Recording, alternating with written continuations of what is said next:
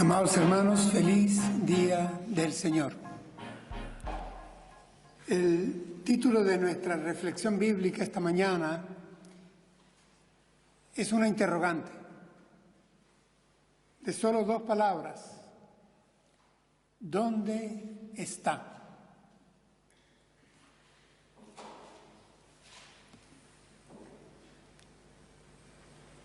Esta pregunta se justifica en los días de celebración navideña, celebración de fin de año, comienzo de un nuevo año, y la que ocurre para un día como hoy, celebración de lo que nuestra sociedad llama el Día de Reyes. La pregunta podría ser: ¿dónde está Jesús en este tiempo? En Navidad, en Natividad, importantísimo. Ya hemos tocado la ausencia de Jesús en las mentes, en los hogares, en las casas de familia, en viejas y nuevas generaciones, en tiempo de Nochebuena, tiempo de Natividad. Jesús, el gran ausente. Y día como hoy, vuelta de año, y una vez más, hermanos, la tradición matando la historia. Día de Reyes. Ayer en la noche, cabalgata de Reyes. Esto no es bíblico. Y yo creo que bien haríamos en depurar el evento que se quiere conmemorar y quitar lo que es totalmente extra bíblico de esta celebración, de esta conmemoración que tiene nuestra sociedad. La Escritura, por el Evangelio según San Mateo, no nos dice que fueron tres, ni que fueron reyes,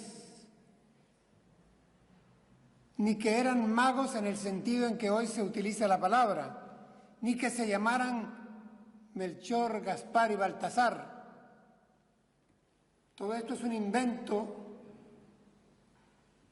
añejo que no tienen nada que ver con el relato bíblico.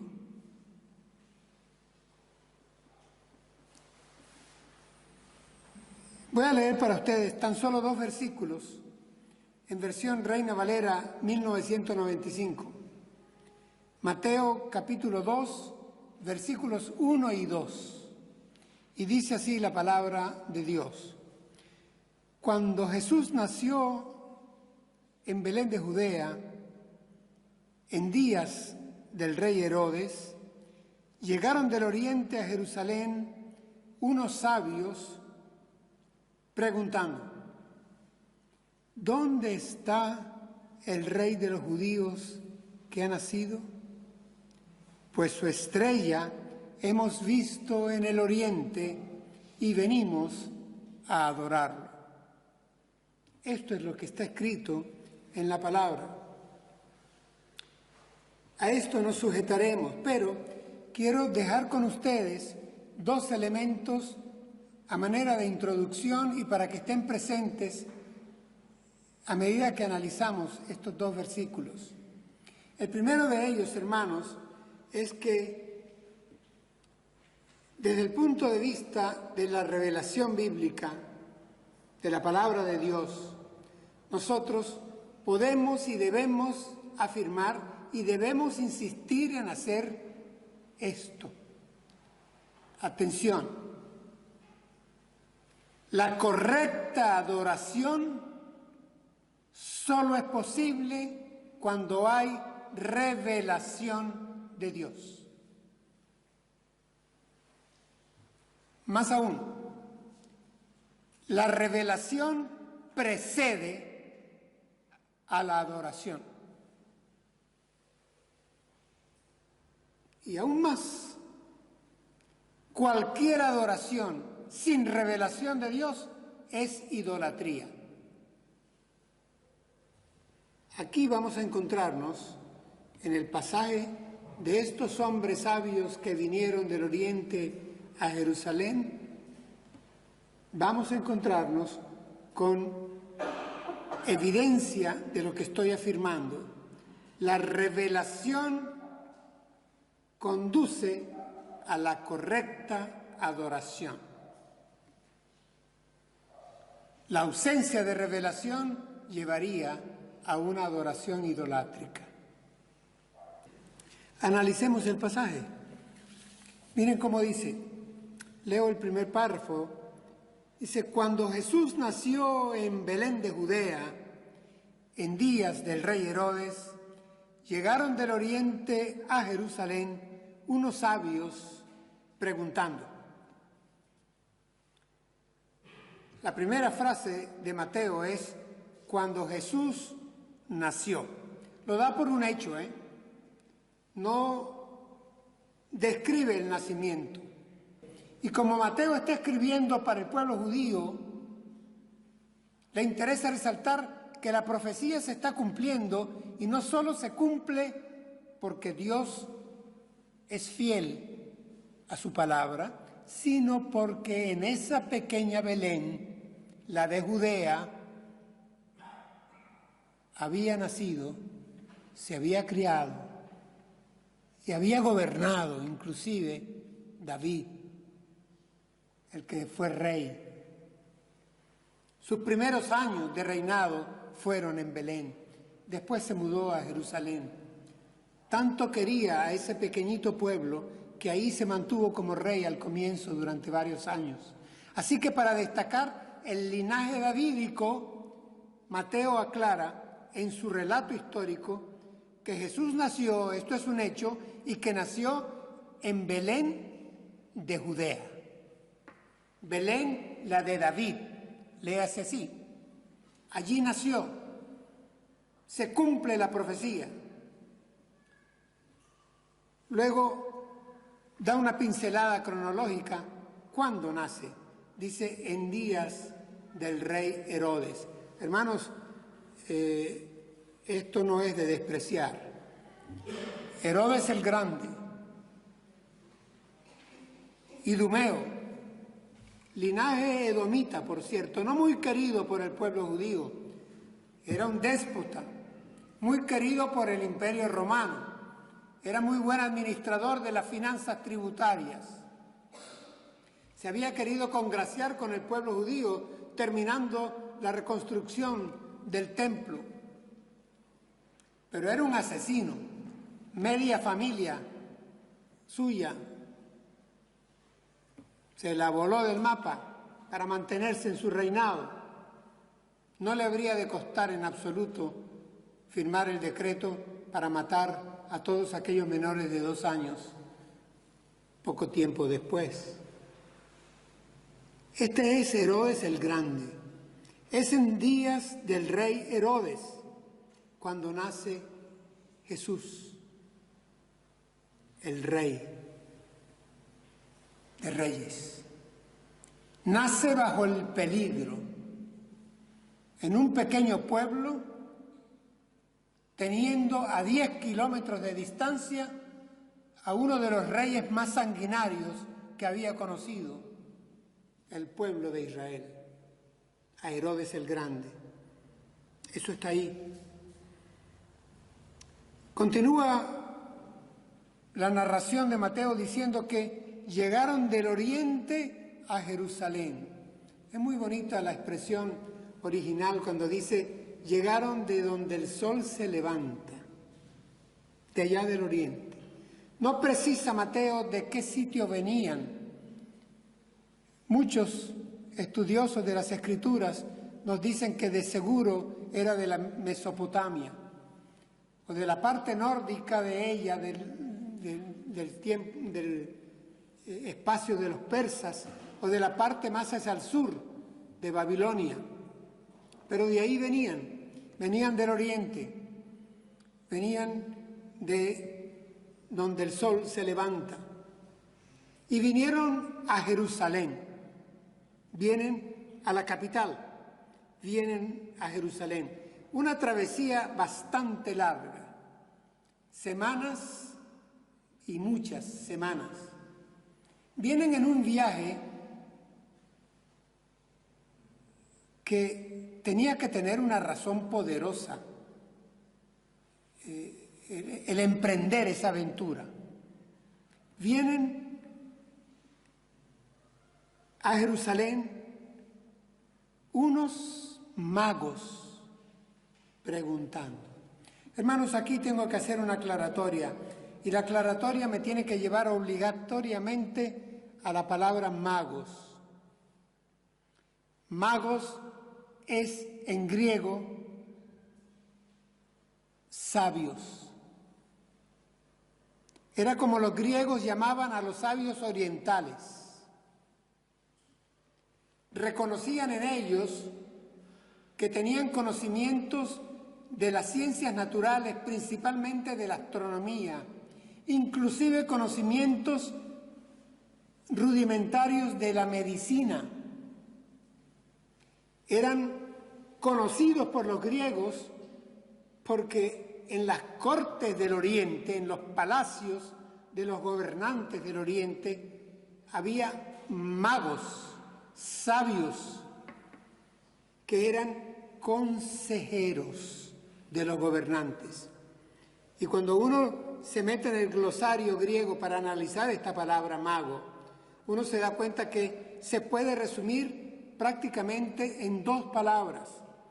Eran reconocidos por su sabiduría y por su santidad, porque eran hombres de correcto consejo, y por eso lo tenían muy cerca los gobernantes medopersas o los gobernantes babilonios en palacio. Ciertamente su conocimiento de la astronomía era un hecho, ciertamente también que la mezclaban con la astrología, es decir, le asignaban a los astros ciertos poderes protectores o destinatarios sobre los gobernantes, sobre las naciones y sobre todos los hombres.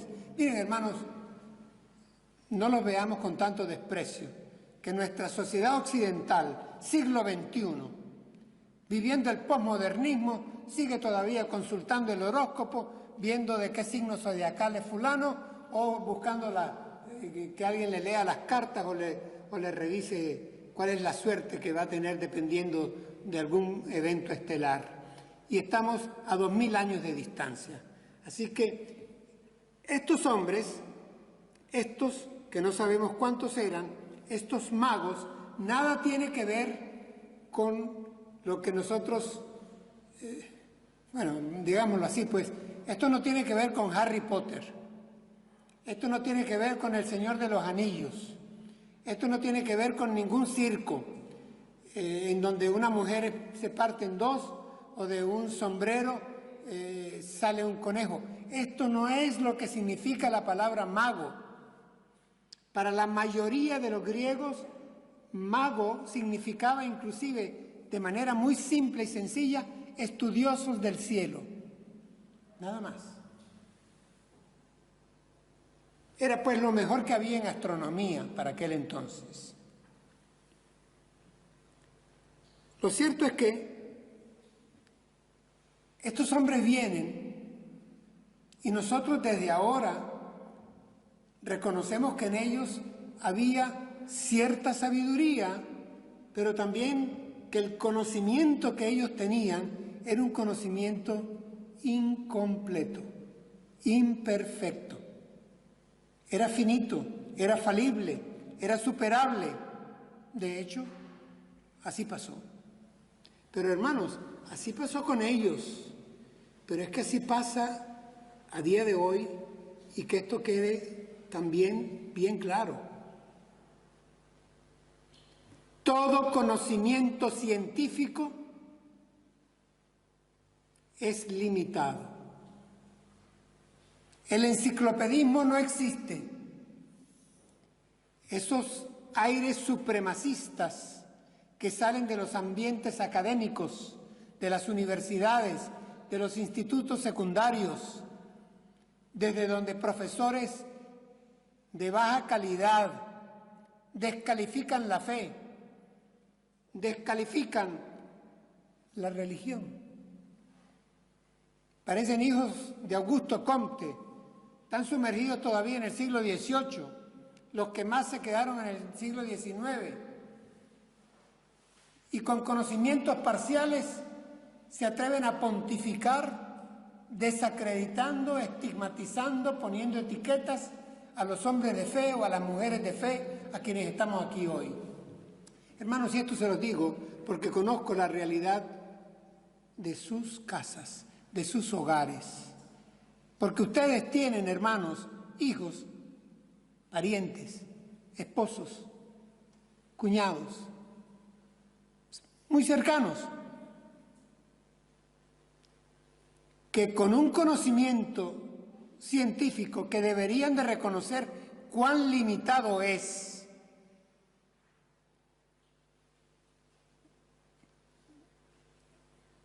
tienen la pretensión de creer que están montados sobre un pedestal y hablar en nombre de la ciencia. Hermanos, hoy más que nunca existen las interrogantes y la ciencia tiene no solo sus disciplinas, tiene sus especialidades y sus subespecialidades, porque el conocimiento se ha multiplicado de tal manera y en los últimos 200 años de tal manera que el hombre cada vez, si de veras es un hombre científico, es un hombre de ciencia, se siente cada vez más pequeño ante tantas interrogantes que se levantan frente a él. Pero no es lo que observamos con nuestros cercanos.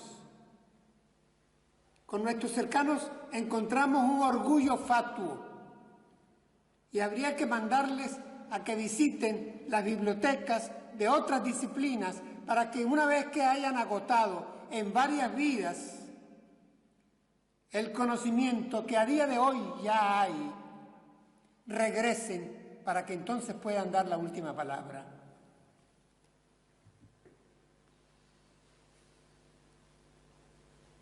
Dice que estos sabios llegaron a Jerusalén y miren el verbo, preguntando. Me gusta esa frase. La usamos mucho en medicina, en la Facultad de Ciencias de la Salud. Enseñamos a nuestros estudiantes lo importante de saber preguntar. Vuelvo a leer el párrafo. Cuando Jesús nació en Belén de Judea, en días del rey Herodes, llegaron del oriente a Jerusalén unos sabios preguntando. El que es sabio pregunta antes de hablar. Porque la forma de adquirir conocimiento es indagando, investigando, preguntando, de manera sensata, sin prejuicios. El desprejuicio escasea hoy en día. Estos hombres sabios llegaron preguntando. Y su pregunta es el centro de nuestro sermón. La pregunta es, ¿dónde está el rey de los judíos que ha nacido? ¿Dónde está?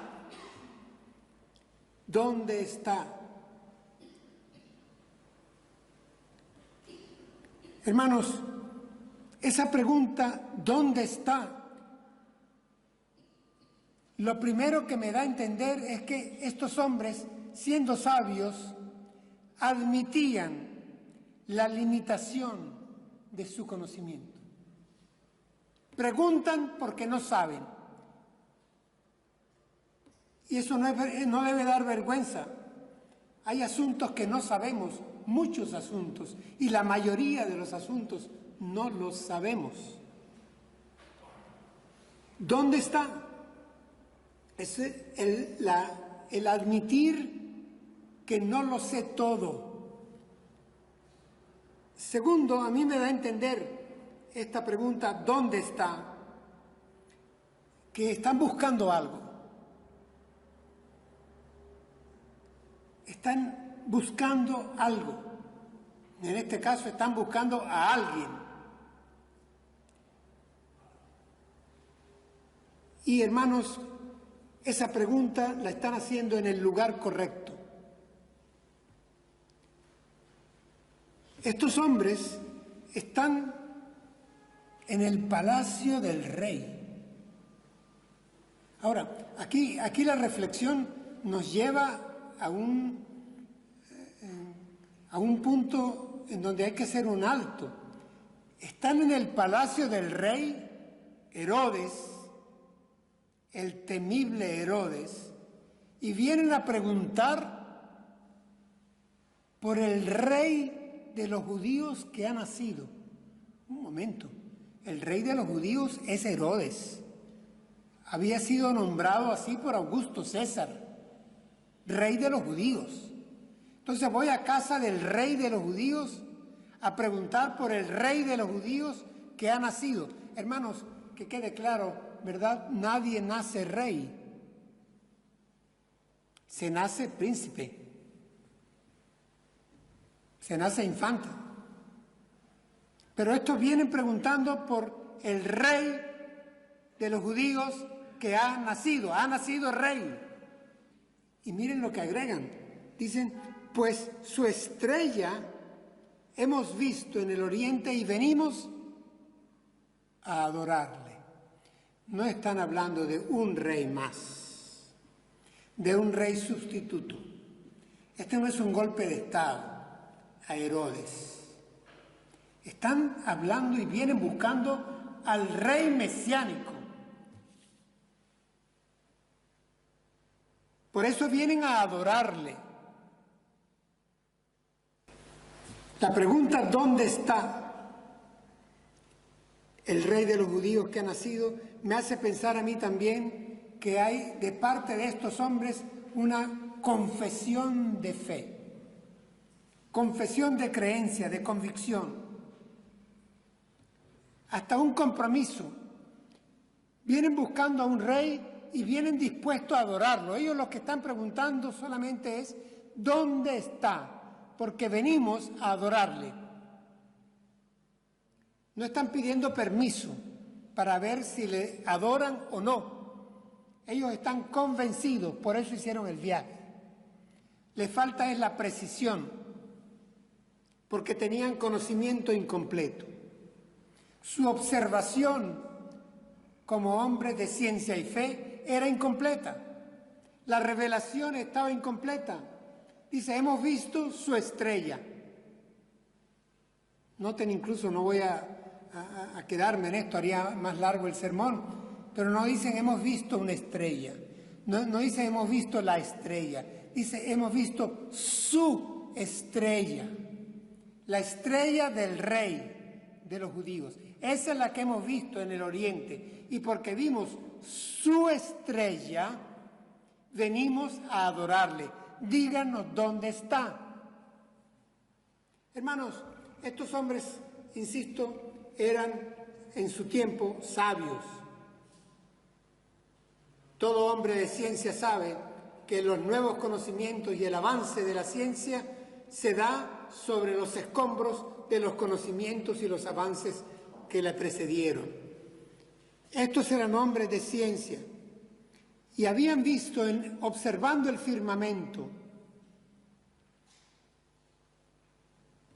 la observación científica, la observación astronómica, vieron una estrella. Pero aquí intervino la iluminación de Dios para que interpretaran correctamente la observación científica y vieran detrás de ese fenómeno astronómico lo que la hermenéutica les tenía que dar de parte de Dios, del Espíritu Santo de Dios, que les iluminó para que vieran que esa estrella que muchos vieron, muchos, miles de hombres vieron igual que ellos, pero ellos la interpretaron correctamente. La iluminación de Dios lleva a la interpretación correcta de la observación científica. Hermanos, manejamos en teología que en teología, David escribe, dice, el firmamento anuncia la obra de tus manos. La bóveda celeste me habla de ti. David, por revelación, observaba el cielo y lo interpretaba correctamente y veía detrás de la creación al Creador. Esto es lo que ya ha acontecido con estos hombres que iniciaron su viaje. Vieron el firmamento, igual que muchos otros. Vieron esa estrella, pero fueron iluminados para entender que esa estrella tenía un significado trascendente. Interpretaron correctamente la aparición de esa estrella en el oriente. Su estrella, la llaman ellos. Hermanos, esta expresión con que termina aquí el texto que hemos leído, hemos venido a adorarlo. Es una expresión que habla de que para ellos ese rey mesiánico era digno de proskuneo, que es la palabra griega. La palabra griega es inclinarme porque aquí hay soberanía divina delante de mí. Es adoración. Pero, ¿cómo la observación de un fenómeno celeste les lleva a la adoración? Hermanos, hay un paso intermedio y quiero que lo destaquemos. No lo leí, pero cuando ellos dan a conocer su interrogante en el palacio, ¿dónde está el rey de los judíos que ha nacido? Porque su estrella hemos visto en el oriente y venimos a adorarlo. Nos dice, nos relata Mateo, que la casa de Herodes se sacudió y toda Jerusalén, inclusive, corrió el rumor. Hay aquí un evento especial, se sacude esto. ¿Saben qué? Aunque estos hombres del oriente habían venido al lugar correcto, a Jerusalén y a la casa real, tuvieron que buscar a unos sacerdotes, la gente del rey, para que averiguara y les pudiera dar respuesta a su pregunta. ¿Dónde está? ¿Dónde está? Porque de que nació, nació. Ahí está la convicción de ellos. Ellos no llegan preguntando, ¿ya nació? ¿El parto se retrasó? ¿Hace cuánto fue? No es. Díganos solamente dónde está. Pero es que no lo sabemos. Reconocer que no sabemos todo, eso lo tenemos que tener los hombres de ciencia. Reconocer que no dominamos todo el conocimiento y buscarlo en el lugar adecuado. ¿En dónde estaba la respuesta? Ellos habían tenido ya iluminación, revelación en el universo, en el firmamento creado, en el cielo estrellado. Esa es la revelación general. Pero ¿saben qué? En el palacio buscaron, los sacerdotes, los escribas, buscaron las profecías. Fueron a la revelación escrita. Revelación general, la revelación cósmica. Luego vienen a la palabra de Dios y en la palabra de Dios el profeta dice y da la respuesta a la pregunta de estos hombres sabios. Quieren nuestros hijos, nuestros padres, nuestros hermanos, familiares, tíos, primos, vecinos, encontrar respuestas a sus preguntas. No desprecien la revelación escrita. No se queden en la observación científica. Si el Espíritu Santo no los ilumina, se van a quedar en eso y adorarán las criaturas antes que al Creador, como dice el apóstol Pablo. El segundo paso era indispensable. La respuesta estaba en la Biblia, en la palabra. Nacerá en Belén, porque así está escrito por el profeta. Y tú, pequeña Belén, no eres tan pequeña entre los príncipes de Judá, porque de ti saldrá el guiador de mi pueblo. Ahí estaba la respuesta, en Belén. Así que, hermanos, quiero que revisemos los pasos que en estos dos versículos nos llevan de la observación a la adoración. El texto bíblico destaca que estos sabios eran estudiosos de la revelación cósmica y eran hombres de fe. Punto 1. Punto 2. El texto bíblico destaca que en estos sabios hubo iluminación de parte de Dios para que interpretaran la trascendencia del evento que estaban contemplando. Esa no era una estrella más. Esa no era una estela nova que había explotado. Esa era su estrella. El texto bíblico destaca que estos sabios eran conscientes de su imperfecto conocimiento y estaban dispuestos a indagar en otras fuentes y aceptaron la revelación escrita. Comenzaron con la revelación cósmica. Luego, la revelación escrita. El texto bíblico destaca que estos sabios emprendieron un viaje de fe que les llevó al encuentro con la revelación hecha hombre en Jesús. Y le adoraron. Hermanos, a mí me gusta esa expresión que dice que la estrella se detuvo sobre donde estaba el niño. La revelación se detuvo porque ya no habría más revelación. El clímax de la revelación yacía en el pesebre. Hasta ahí llegó la revelación. No hay más revelación. Lo que los hombres, sabios o no sabios, necesitamos es iluminación para buscar en la fuente correcta y llegar a Jesús,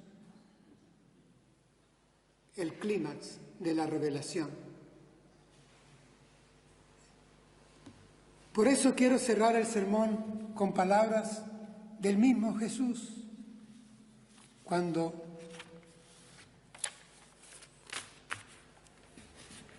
afirma: nadie puede venir a mí si no lo trae el Padre que me envió. Es que no habrías venido desde Babilonia o Persia hasta Belén si no te trae el Padre a través de su revelación. Es que esa estrella no te habría apuntado e iluminado que debías de ir allá. El Espíritu Santo no te había llevado a la casa de Herodes. Ese era un riesgo enorme que corriste. Es que ahí consultaste la revelación escrita, las profecías que te decían que era en Belén. Hermanos, la revelación general, la revelación escrita, la revelación hecha carne, el Verbo se hizo carne y habitó entre nosotros. Nadie ha visto jamás a Dios, pero el Hijo, que está en íntima comunión con el Padre, Él nos lo ha dado a conocer. La revelación máxima está en el pesebre, a donde vinieron estos hombres sabios.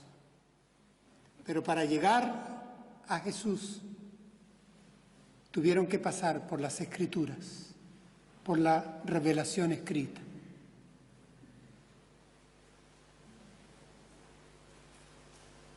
Eso es lo que hemos hecho nosotros. El apóstol Pablo pregunta, ¿cómo creerán si no hay quien les predique? ¿Qué se ha de predicar? La palabra de Dios. El Señor Jesús lo decía, ustedes se equivocan, pretendiendo ser sabios resultan necios, dice Pablo. ¿Y en qué consistía la equivocación?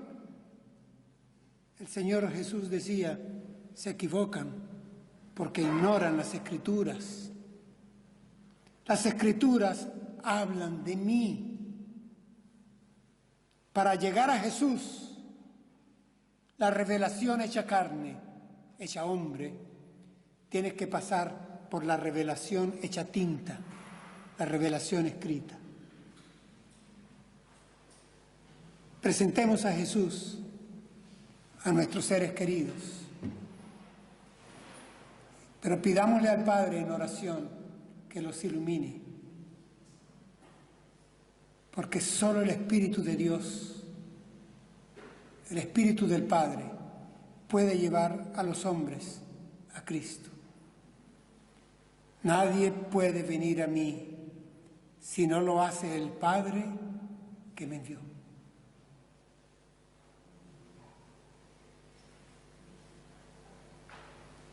La estrella se detuvo sobre donde estaba el niño. No había ya más que decir. Ese era el sitio. Belén, sitio de encuentro. Este es nuestro último sermón en relación a la Navidad por esta temporada. Recordemos, exaltar a Jesús. Exaltar a Jesús. Y a Jesús lo encontramos en la palabra revelada. Oramos, demos gracias a Dios por su revelación.